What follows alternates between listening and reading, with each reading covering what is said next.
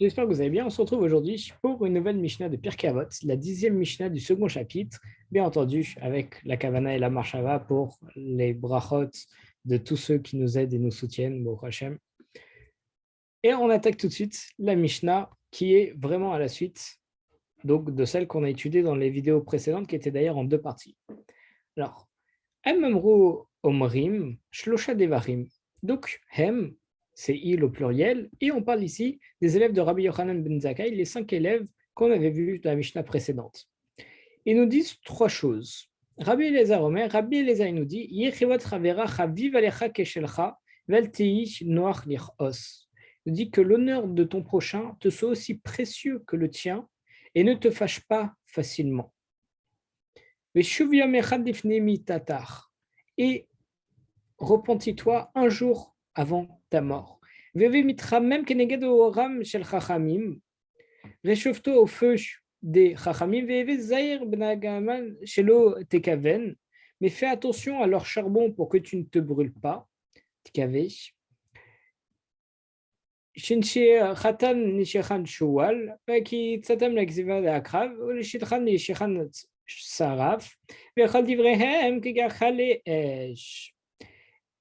Et donc, ne sois pas trop proche parce que leur morsure, c'est la morsure d'un renard, leur piqûre, c'est la piqûre d'un scorpion, leur sifflement, le sifflement d'un basilic, et toutes leurs paroles ressemblent à du charbon ardent.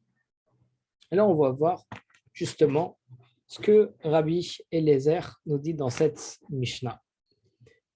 Il nous dit, premier enseignement, fais attention à l'honneur de ton prochain, qu'il soit aussi grand que le tien. Et effectivement, c'est une loi qu'on a dans la Torah où on doit faire attention à l'honneur de son prochain autant que le sien, voire même encore plus attention.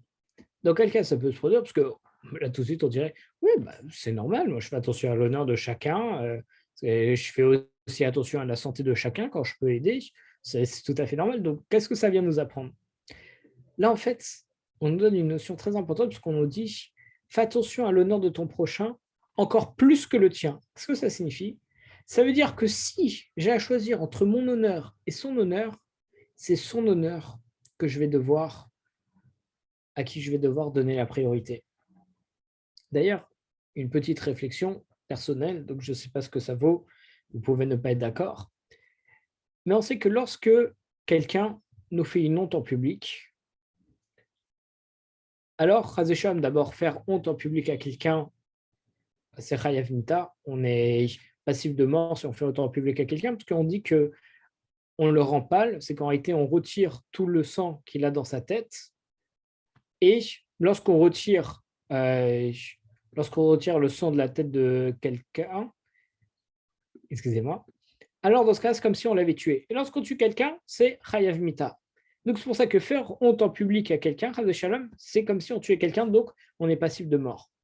Et celui qui a une honte en public, s'il se retient et qu'il dit rien, alors on dit qu'il peut demander tout ce qu'il veut à Kadosh Baruch Hu lui réalisera. Et c'est très grande ségoula, une très grande chose à faire, réussir à prendre sur soi pour ne pas répondre, ça, avec ça, on peut demander ce qu'on veut. Donc là, déjà, avec ce premier enseignement, on voit tout de suite que, Chaz Shalom, il faut toujours faire attention au kavod d'autrui, parce que si on atteint son kavod, ça peut avoir des répercussions très graves. C'est là où vient ma petite réflexion personnelle à laquelle vous n'êtes pas obligé d'être d'accord. Mais justement, on vient nous dire, le kavod de ton prochain doit être plus précieux que le tien. Dans un sens, très certainement que si, Chazécham, on nous fait une honte en public, lorsqu'on en fait une honte en public, on pourrait rétorquer et faire une plus grosse honte, encore une fois, à notre prochain. Quelqu'un nous dit devant tout le monde, ah, t'es chazan, mais t'es nul, tu sais pas faire la chazanout, chazé shalom. C'est une honte en public. Mais on pourrait rétorquer, oui, mais toi, tu n'es même pas capable, tu n'as même pas le cran d'aller faire chazan, tu n'es même pas préparé à ça, alors pourquoi est-ce que tu viens de me parler? Et on pourrait lui faire encore plus honte. On sait que c'est totalement interdit, et en même temps, on perd la ségoula absolument extraordinaire. Et très certainement, encore une fois, c'est juste un avis personnel, que c'est basé sur aussi ce père Kavod, comme quoi l'honneur de ton prochain doit être plus précieux que le tien. Ça veut dire, quitte à annuler ton honneur, tu ne vas pas annuler celui de ton prochain et tu vas le laisser au-dessus du tien. Parce que lorsqu'on me fait honte en public et que je rétorque, c'est pour récupérer mon honneur en abaissant l'honneur de l'autre. En réalité, en faisant ça, je ne récupère pas de un mon honneur, parce que ce qui est dit, ce que les gens ont entendu, ils l'ont entendu. Et abaisser l'honneur de l'autre, c'est qu'une avéra. Donc, cette situation ne sert absolument à rien, parce qu'on ne répare pas et on fait quelque chose d'encore plus mauvais. Donc vraiment, il n'y a aucun intérêt à faire ça lorsqu'on réfléchit. D'ailleurs, il y a une histoire extraordinaire dont on a déjà parlé. On pose la question, pourquoi est-ce que la lettre tzaddik, elle a le mérite d'être appelée tzaddik? Tzaddik, on sait que on appelle tzaddik les plus grandes personnes, etc. Et pourquoi est-ce que le tzaddik a le mérite d'avoir ce nom-là, cette appellation? On dit puisque dans le tzaddik, il y a un yud au-dessus. Et le tzaddik, c'est celui qui soutient le yud. On voit dans la lettre tzaddik, il y a un yud au-dessus avec une sorte de L, si vous voulez, de façon très imagée et rapide. Mais on voit que donc, le tzaddik, c'est celui qui soutient le yud, et le yud qui est bien entendu Yehudi, le juif. On dit c'est ça le tzaddik. Alors on pose la question. Le Aleph aussi, il y a un yud au-dessus qui est soutenu par des barres. Alors pourquoi est-ce que le Aleph n'a pas été appelé tzaddik? Parce que dans le Aleph, il y a un yud au-dessus, mais il y a aussi un yud en bas. Et donc en fait, le Aleph, c'est quoi? C'est pour soutenir le yud au-dessus, le juif qui est au-dessus, on va s'appuyer sur le juif qui est en bas. On va abaisser un juif pour pouvoir se poser sur lui pour augmenter un autre juif. Le yud en bas, une barre et un autre yud au-dessus. C'est pour ça qu'il ne peut pas être sadique, parce que celui qui va élever des juifs, mais qui pour faire ça va abaisser d'autres juifs, alors on n'appelle pas ça un tzaddik. Là, ça revient toujours à la même notion. Fais en sorte que le kavod de ton prochain soit encore plus précieux que le tien. Fais que élever l'autre. N'abaisse pas quelqu'un pour élever quelqu'un d'autre. Si quelqu'un t'a abaissé, ne fais pas en sorte de trop lever en abaissant l'autre et en t'appuyant sur lui comme le Aleph, Razé Shalom. Et suite à ça, Rabbi Eliezer nous dit Ve'al tei noach lechos, et ne te fâche pas facilement. Parce que si on colle cet enseignement avec ce qu'on vient juste de voir, si on s'énerve facilement, alors c'est à ce moment-là qu'on va tout de suite rétorquer à la honte en public que nous a fait Razé Shalom, notre ami, et en rétorquant tout de suite, comme on a dit, tu rétorques, de 1, tu ne vas rien réparer, de 2, tu vas faire une plus grosse erreur, Razé Shalom. Donc c'est pour ça qu'il ne faut pas se mettre en colère facilement, parce qu'en même temps, on peut faire des choses qu'on regrette, et même dans une situation encore plus simple, on pourrait nous-mêmes être amenés à Razé Shalom, faire honte en public à quelqu'un. Ensuite, il nous dit il fait teshuva, fait pénitence un jour avant ta mort. Alors, on a déjà vu cet enseignement il y a quelques Mishnayot, et la question la plus évidente qui se pose, c'est comment est-ce qu'on sait quand est-ce que c'est le jour de notre mort? Chazé Shalom. On ne sait pas. Ce qui fait que tous les jours, on doit se considérer comme si Chazé Shalom c'était le dernier jour, mais on doit faire ça pas pour se meurtrir ni quoi que ce soit, Chazé Shalom, mais pour faire teshuva, pour faire pénitence, parce que on ne sait pas quand est-ce que ça sera le dernier jour, on ne sait pas quand est-ce que Mashiach arrivera, et c'est pour ça que chaque jour, il faut faire teshuva, il faut avancer, il faut prier à Kadosh Baruch Hu pour être le plus parfait possible, parce qu'on ne sait pas quand est-ce qu'on va être amené au Olam Haba. Ensuite, il nous dit Veve mitramem kenegen oram shel chachamim. Alors oui, juste excusez-moi, si on reste toujours dans le même ordre d'idée, fais teshuva un jour avant ta mort. Ça fait aussi que si Chazeshem, j'ai fait honte à quelqu'un, on va vraiment se baser sur ce fil conducteur durant ce cours. Si Chazeshem, on fait honte à quelqu'un, alors il faut tout de suite aller le voir pour réparer la honte en public. Alors si je fais une honte en public, il faudra lui faire des excuses en public devant chaque personne qui a été là. Le problème, c'est que c'est comme le Lachon Hara, ça s'éparpille très vite, c'est très compliqué. Un jour, il y a un homme qui allait voir un grand Rav, qui lui a dit Rav, j'ai fait du Lachon Hara, j'aimerais savoir comment pouvoir réparer. Il dit Tu veux savoir comment réparer? Il n'y a aucun problème.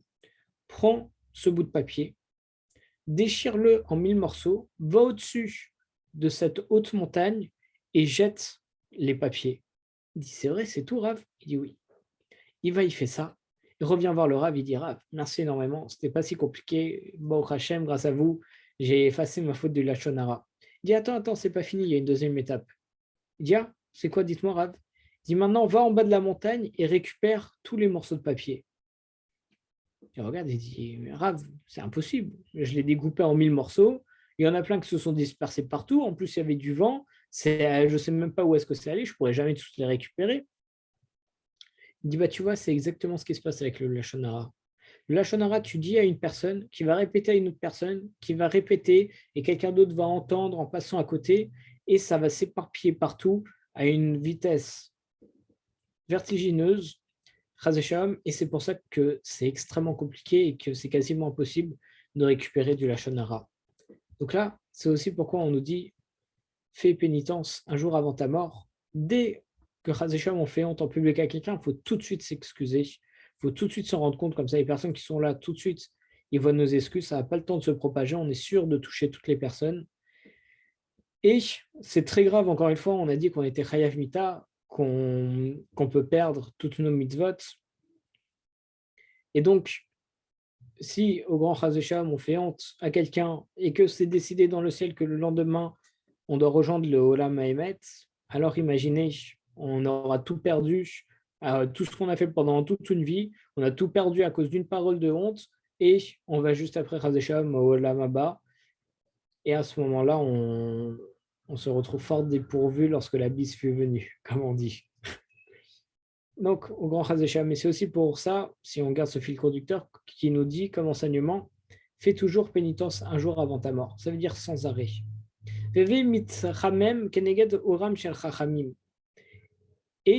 réchauffe-toi au feu des chachamim. Ça veut dire là, on est en train de nous expliquer comment justement pouvoir avoir le meilleur comportement, comment pouvoir éviter tout ça, être le plus proche d'Akadosh Baruch Hu. On nous dit les Chachamim, c'est comme un feu. Réchauffe-toi à côté du feu. Prends leurs enseignements, prends leur chaleur, vois comment ils sont. Parce que pour se réchauffer devant un feu, il ne suffit pas d'avoir un feu à la maison, il faut être proche de lui.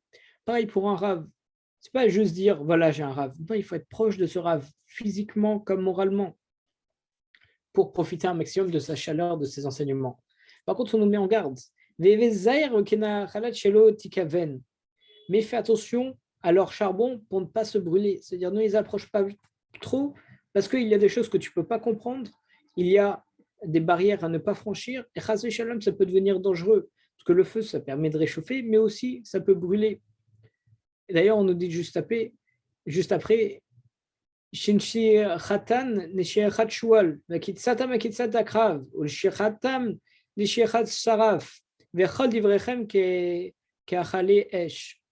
Et fais attention parce que leur morsure, c'est la morsure d'un renard, leur piqûre, la piqûre d'un scorpion, leur sifflement, le sifflement d'un basilic, et toutes leurs paroles ressemblent à des charbons ardents. Pourquoi est-ce qu'on nous dit ça? Parce que Chazécham, combien est-ce qu'on a vu d'enseignements dans la Gemara, des Haggadot, d'histoire, où il y avait une personne qui a mal parlé à un rave, et la personne s'est transformée en un tas d'os, ou bien un rabbin qui s'énerve contre quelqu'un, et la personne, elle brûle immédiatement, Shalom, ou bien plein de choses comme ça, parce que les Chachamim sont très puissants, ils sont très proches d'Akadosh Baruch Hu, et Shalom, ce qui est bien, et ce qui peut être dangereux, mais tout ce qui demande, Akadosh Baruch Hu accepte. Ce qui fait que il faut faire attention, il faut garder le respect, il ne faut pas trop s'approcher, il ne faut pas risquer, parce que même si ce sont des personnes extraordinaires, parfois, un manque de respect ou quelque chose comme ça peut en venir à des conséquences terribles. Alors, pour vous donner un autre exemple, il y a même une histoire dans la Gemara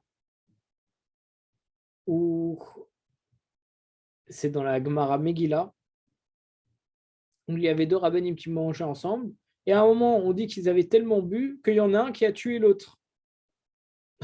Donc, normalement, quand on fait un michté, quand on boit ensemble, etc., jamais on en arrive à tuer l'autre. Alors, bien entendu, il y a un inyan, il y a une morale, il y a quelque chose derrière. On voit à quel point on passe vraiment d'un extrême à l'autre. Il y a la capacité de tuer comme ça immédiatement l'autre. Et après, il était tellement attristé de ça, il a pleuré, il a prié, et il y a eu un miracle, il a ressuscité sa chevruta. Alors, il y en a qui disent qu'en réalité, ils avaient tellement bu qu'à cause de ça, son Chaver était devenu extrêmement malade et donc il a prié pour sa réfoua, donc il n'a pas vraiment tué, etc. Mais on voit que vraiment, ils ont des pouvoirs extraordinaires, ils peuvent ressusciter les personnes, ça peut aller très vite. Et donc, il faut faire attention, pas trop faire attention, ne pas dépasser les barrières, parce qu'on dit, et on met aussi en garde face à certains chachamim où on dit, alors morsure, ça peut être la morsure d'un renard, etc. Faut toujours faire attention, et leurs paroles, ça ressemble à du charbon ardent. On voit la plupart des grands rabbinim, lorsqu'on leur pose une question, et par exemple, on m'a raconté de Rav Brandt, quand on pose une question, on peut poser une longue question, sa réponse, ça sera oui, ou bien ça sera non, ou bien assourd, ou bien moutard. On voit qu'ils ont parfois des réponses très, très piquantes, très brèves, alors qu'on a tout un problème, et on ne peut rien faire. Et d'ailleurs, ils ont besoin de répondre parfois un petit peu durement pour être sûr qu'on ne va pas transgresser derrière. On m'a raconté une fois une histoire de Rav Rosenberg. Quelqu'un est allé le voir, pour vous le faire très rapide. Quelqu'un est allé voir Rav Rosenberg en disant, Rav, quelqu'un me demande de lui prêter de l'argent. Pour lui prêter, je vais devoir emprunter à la banque. Et quand j'emprunte à la banque, je paye des intérêts. Est-ce que l'argent que je veux prêter à mon ami, je peux lui demander, quand il me rembourse, de me rembourser juste les intérêts de la banque? Ce n'est pas pour que moi je prenne des intérêts, parce qu'on sait que c'est interdit, mais c'est pour payer la banque. Et le Rav Rosenberg Zatzal, il lui a répondu, dites-moi, est-ce que vous aimez tellement ce Olam Hazé pour vouloir y retourner en Gilgoul après votre mort, Chazé Shalom? Ça veut dire qu'en réalité, d'abord, c'est assez poignant. Vous, il est en train de lui dire, vas-y, fais-lui rembourser tes intérêts et tu reviendras dans ce monde une fois que tu seras niftar en Gilgoul, Chazé Shalom. C'est assez poignant quand même, c'est assez sali comme on dit. Mais avec ça, vous voyez, même aujourd'hui, on a entendu cette parole parce qu'en réalité, on sait que lorsqu'on qu'on prête intérêt avec quelqu'un, c'est extrêmement grave. Et on dit qu'on, lorsqu'on sera niftar, on ne restera pas au lamaba, on reviendra sous une autre forme sur terre, juste pour pouvoir rembourser à cette personne ou à ses descendants la somme des intérêts qu'on lui a prêtés. Du coup, ça ne vaut pas la peine. Je vais payer quelques intérêts à quelqu'un, je vais devoir refaire toute une vie pour qu'un jour, je puisse me retrouver face à lui et lui rembourser l'argent qu'il m'a donné dans la vie précédente. C'est énorme. Donc, on voit en même temps que ça ne vaut vraiment pas le coup. Et ouais, donc pour vous dire que parfois, il faut, et les rabbinim, ils utilisent ça, des choses très poignantes, mais parfois, ça peut être mal interprété, ça peut être mal perçu par la personne. Et donc, phrase de Shalom, il faut toujours faire attention à leurs paroles et pas non plus être trop près. Donc, pour résumer très rapidement ce que nous dit Rabbi Eliezer, il nous dit, fais attention au kavod de ton ami comme ton kavod. Il doit être même plus précieux que le tien. Ne te mets pas facilement en colère. Ça peut amener à la faute. Et on compare la colère dans la Gemara à de l'idolâtrie. Donc on voit à quel point c'est grave. On dit fais tes chouvas un jour avant ta mort, parce qu'il faut faire sans arrêt tes chouvas, parce qu'on ne sait pas quand est-ce qu'on va être niftar. Shalom. Et on nous dit réchauffe-toi proche des rachamim, profite de leur feu, de leur lumière, mais ne t'approche pas trop, parce que le feu peut aussi brûler. Et Shalom, ça peut aussi être très dur d'être face à un grand rave. Chazak à tous.